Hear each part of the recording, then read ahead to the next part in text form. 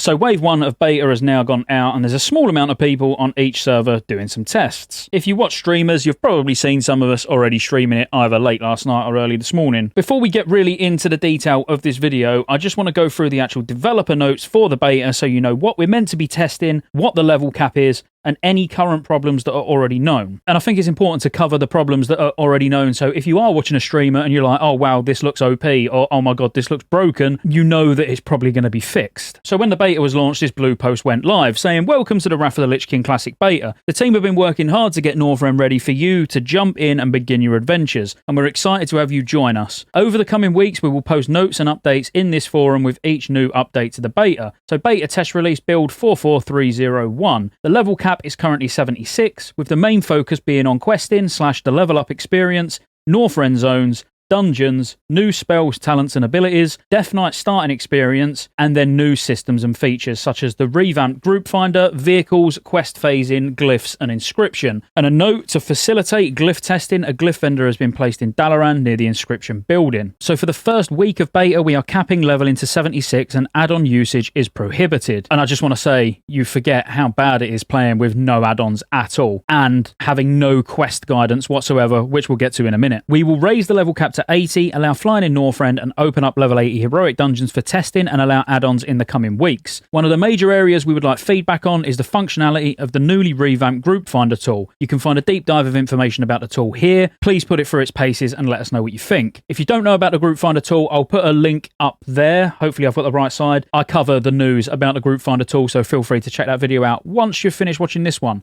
Problem with testing the group finder tool is there's no one online to test it with. It's literally such a small wave of beta invites that have gone out that at any given time that I've looked when I've been on for a few hours this morning, there's been a maximum of 15 people online. And some of those are mages, obviously testing things like Utgard Keep, which I've even tested myself, and checking things like Slave Pen's Heroic. Now we know there's going to be boosting nerfs, so actually AoE soloing in these dungeons is probably not going to be a thing, but if it is, obviously people want to know what the XP is going to be like. If you don't know about the boosting nerf, again, I'll put a link in the description and a video up there. As this is beta, there are some systems and features that are not fully implemented, and there are many bugs present. Below you'll find a selection of known issues that you are likely to encounter that may impact your gameplay. As always, we'd encourage you to use the in-game bug reporter on screen or default hotkey F6 to send us information about any bugs or other issues that you encounter. So the general issues are mana and energy regen are not functioning properly. So these systems are usable, but they have some display bugs and other functionality issues that are inauthentic to original Wrath of the Lich King. Crews are not spawning on transports, which can block the completion of certain quests.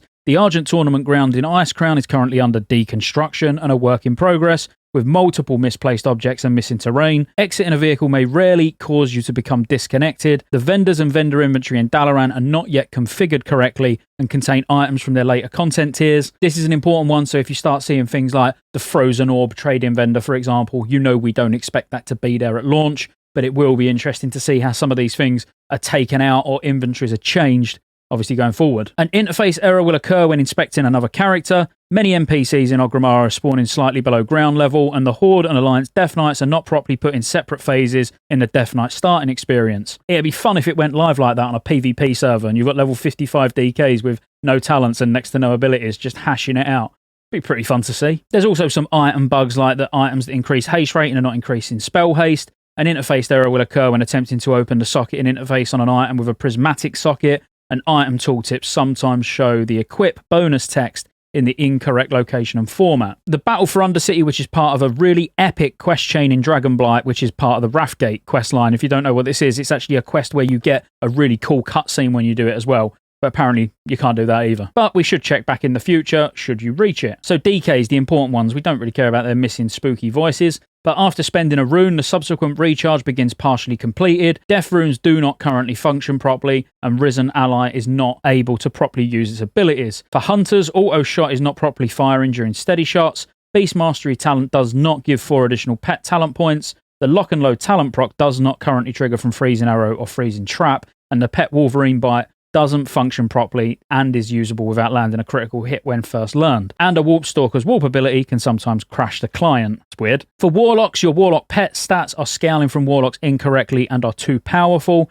Chaos Bolts are not currently piercing, absorbs, or partial immunities. For the Shamans, Feral Spirits occasionally do not properly engage hostile targets, And for Paladin, Sacred Cleansing does not currently increase the target's resistance to disease, magic, or poisons, and Greater Blessing of Sanctuary cannot be self-cast. So if you're watching a streamer on any of these classes and anything seems a little bit off, like DKs seem to be doing too much or too little, or Warlocks as Demonology are doing too much or too little, just take it with a pinch of salt. All of this is going to change. These are the known bugs that the client's actually gone out with. So what have I done so far? So I've started questing in Borean Tundra and I'm almost 71 after around 3 hours of questing, because obviously there was quite a lot of time at the start of the stream just setting up bars, and I actually created a Druid and then was told you can just copy your existing one. But overall, the XP an hour with absolutely no competition is really good from questing, but you would expect it to be really good. The problem is there's no in-game quest guidance UI, so there's no add-ons, so you can't use Questy or Rested XP or anything like that. Whilst I'm on Rested XP, just a quick plug, today, but not at the time of this recording,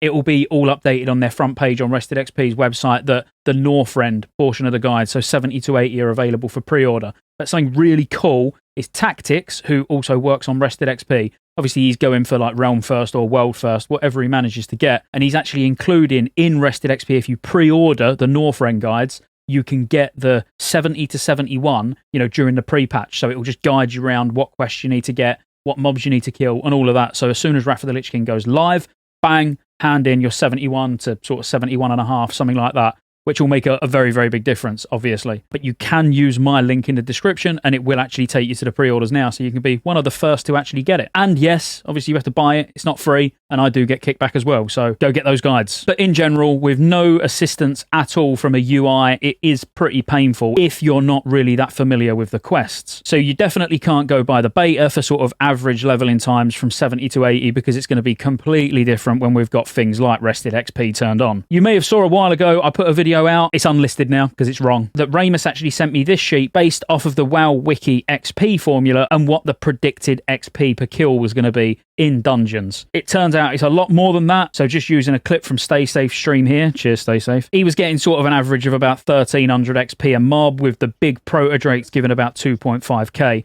So it's a hell of a lot higher than anticipated. So the video has been unlisted, and when Ramus does an updated sheet reflecting the accurate beta values, expect another video to come soon. This does put dungeoning in the running, even versus questing. I still think questing uncontested is going to be quicker, like without a doubt. As I say, without streaming, if I was just focusing and going for it, and especially if I had some sort of quest assistance in some way, shape or form, whether it's Questy or Rested XP or whatever, I probably could have done 70 to 71 in 3 hours, I reckon, comfortably, because I only need about 25%, something like that, and that was with chatting, going AFK, killing a spider and spilling my Red Bull everywhere. Just dropped me Red Bull, killing a spider. It wasn't a good time. So I'm actually going to try and do 71 to 72 off stream today once this video's finished, to see how quick I can do it with no distractions at all. Another thing we've noticed revolves around professions. So there's been a lot of questions on my profession videos that I've done on the channel, and I know a lot on streams as well, about what iteration of professions we're going to get. While it's day one of beta, and we don't know for sure this is how it's going to stay, they are actually in their 3.3 state as of the moment of recording. So the engineering glove enchant for the haste is for 12 seconds instead of 10, so that was increased in later patches. I haven't actually managed to get to Dalaran yet to check the gems, but I'm assuming if the engineering is in a 3.3 state, then the gems will be as well. But once I actually get to Dalaran and have a look at this vendor, I will update in a following video. Just for you ferals, obviously you know the first thing that I have started is a feral druid, and there's some problems I would say with Omen of Clarity. Even with it not proccing from things like Gift of the Wild and Mark of the Wild or Fairy Fire, which is to be expected because we've always assumed that it was a private server bug, it still seems like it's got a horrifically low proc chance. Like, it rarely procs at all. I could go 5, 6, maybe 7 mobs without seeing a single Omen of Clarity proc. So I do expect this to get addressed, and I don't think it's working as intended. But if it is working as intended, Omen of Clarity is really, really bad. There also have been known bugs in the past, such as being able to get Hunger for Blood up as an assassination rogue and then switch to combat and retain the Hunger for Blood buff. I tested that and it doesn't work. But I have heard that Hysteria for DKs are being cast on people, and then they can respec out of blood and the other person keeps the Hysteria buff. This is more than likely a bug and will be fixed, but I just wanted to highlight it. But I also want to highlight the fact that I've not tested it myself. I'm going by what someone said in Twitch chat. So take it with a pinch of salt. There's not been any glaring bugs that have stuck out to me while I've been leveling from 70 to almost 71, but Snackybox actually leveled a DK in the starting zone and said that the final quest was a little bit janky, where all the mobs all stood on top of each other, so that's something that we also expect to get fixed. But it is day one of beta, so we do expect there to be a lot of bugs, and this is the whole point of this testing. I just want to highlight all of these things in a bit of a journey. So this video is the first of many.